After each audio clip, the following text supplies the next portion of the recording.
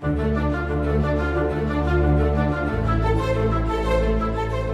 guys, again, something a little bit different today. I'm going to go out. I've got a Zero my 6.5 Creedmoor. I've put a day scope on it. I've had to take my Alpex 4K LRF off it because I'm putting that on a different rifle and I need a day scope on my 6.5 Creedmoor. So I'm going to go and just zero that in. The Alpex 4K LRF will be going on my 300 Blackout. So that's the reason I'm swapping over. I won't have time to do that today, but there'll be a video on that in the near future.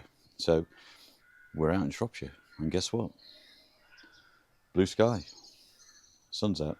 So I'm going to go out down the range. I've got the Hype Micro Habrox with me. I'm just going to do some footage, daytime footage with the Habrox. Hopefully capture a little bit of wildlife and just show you the comparison between the Habrox against conventional day binoculars, I suppose, and the advantages that the thermal has in the night vision and all the accessories that the Habrox have, but I'll go through that when we get down on the range.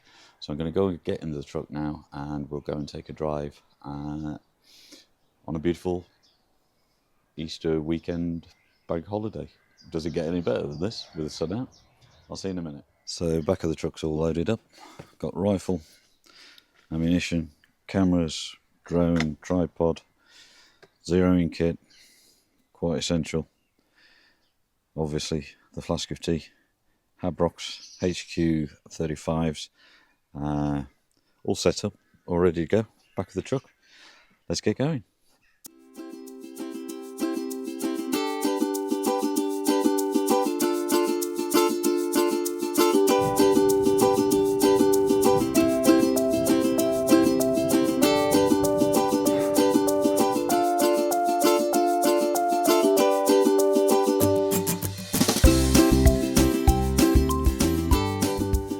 One of the banes of my life and living where we do in the United Kingdom, we're quite isolated out here in the middle of Shropshire, rural Shropshire. I'm just going to get out the truck now and show you an issue that we have. Bear with me while I just get the camera out. I'm just going to turn the camera around now and you'll see one of the issues with living out here.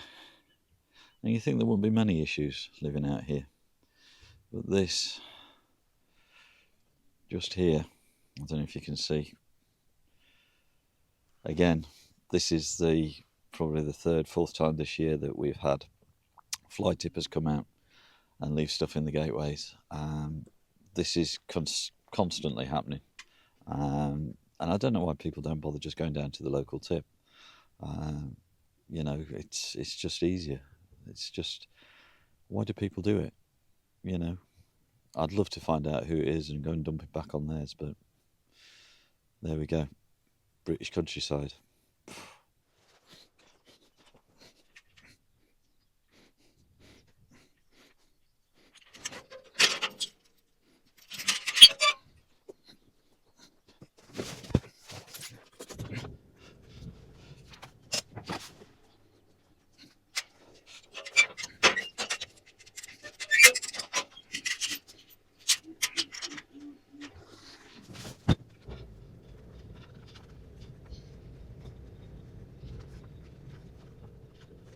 That's something we don't get here normally.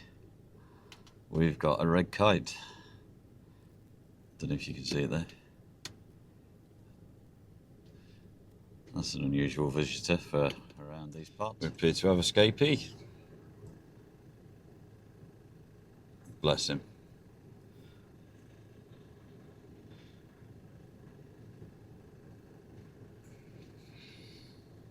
So here we are down on the range. As you can see from that in the background, we've had endless rain.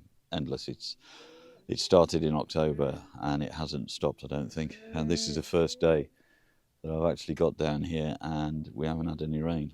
I have got some company. There's my mate. He's a bit of an escapee. He's come from the field behind me. Excuse the sun. The field behind me is where his friends and family are. So I've got to make sure that he's out of the way before I zero. But yeah, I'm going to zero the rifle off the top of the truck today. I'm not going to bother with the table. I don't need to test speeds or anything, and I've got all my ballistics saved on the Alpex that I've put onto my 300 Blackout. So I'm just going to put a target out 100 yards and see whereabouts we are.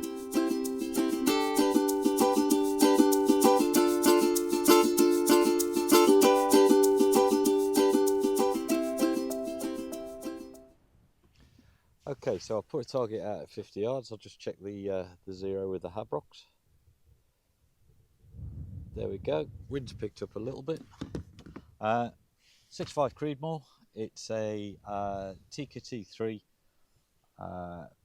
50th anniversary G&K edition. It's got the fluted bolt. It's got fluted barrel. I've got a Stalin mod on the end of it. I'm shooting through a Vortex Strike Eagle.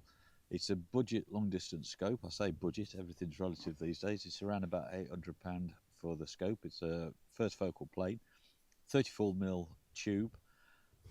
It's attached to the Tika with a Picatinny Britannia Rail 0 MOA, and I've got Dolphin mounts. I love quality Dolphin mounts. Any mounts that I use on any of my rifles, I think it's false economy to skimp on mounts and rings. So for me, I always go quality. I took this scope off this rifle to put an Alpex 4K LRF on for my recent visit to Scotland. Had a very successful journey up there. We shot some foxes and some roe, so that was lovely. Some footage of that is already on this channel. But yeah, so I'm putting the scope back on here because I'm putting my Alpex 4K LRF. I've got two of them. One is on my 6mm 284, which you've seen the previous video on, and the other one is now going to go on my 300 Blackout. So the 300 Blackout is perfect bit of kit for close quarters shooting in confined areas, also where noise is an issue and a problem. So the ballistic calculator on there with the ammunition I'm shooting, which is 190 grain sub-X, comes in very handy because it drops like a stone. So going back to this rifle, I've put the scope back on. I've torqued it up to 44 inch-pounds on the rings onto the rail.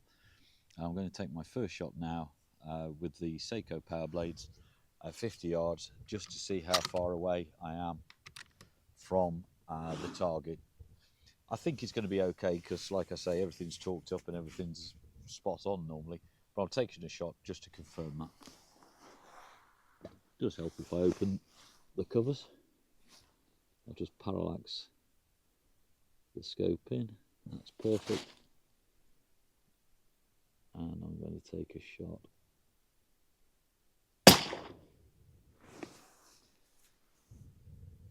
That is unbelievable. That is a first shot through. I've just put this on the rifle and it's gone straight through the centre hole. I'll show you the target. I'll edit clips in, but I'm absolutely chuffed to bits with that. So yeah, so far so good. I'm now going to move the target out to 100 yards and just make sure that we're okay. Whew. Okay, so I've moved the target out now to 100 yards.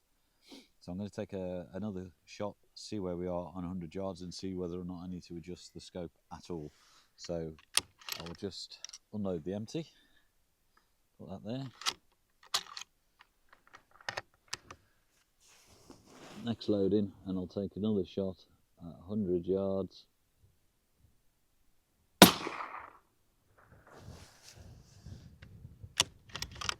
Quite pleased with that as well.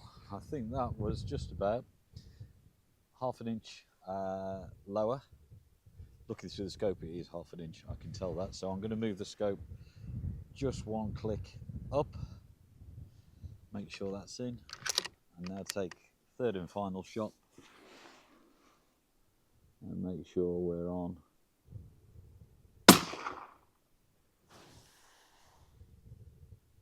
That is absolutely spot on. I'll edit the bits in and show you the clip now, but thrilled to bits with that. Absolutely spot on, exactly where I needed to be. 3 shots, scope's done, checked. and ready to go out and do some shooting. So guys, got the target board here in front of me.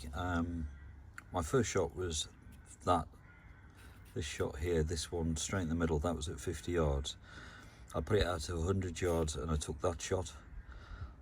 So I moved it up one click, and that's about half an inch. So I moved it up one click, which is bob on. There was a right to left crosswind, so I'm okay with that little bit of drift, but yes. So 3 shots. Okay guys, summing up, so I'm really pleased with the results that we've had here this morning. The scope has not really lost zero. I've had to move it up one click, but that's here or there. I mean, it's half an inch at 100 yards. So it's come off a rifle. It's been stored whilst I had the Alpex 4K LRF on this rifle, and I've put it back on, torqued it up to the original settings of 40. I use 44 foot inches. I was going to say foot pounds, but I'd have to have a big crank on it.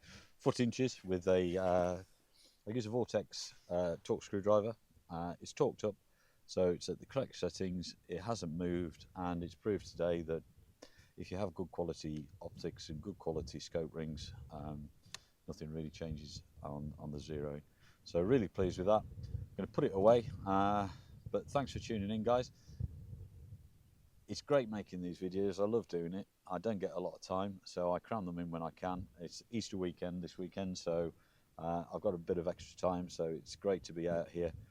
But please click like and subscribe. The more subscribers I get, obviously the more video content I'll try and put out, whether it's to do with Hype Micro products or stuff that we're testing, or just out shooting, whether it be with rifles, air rifles, or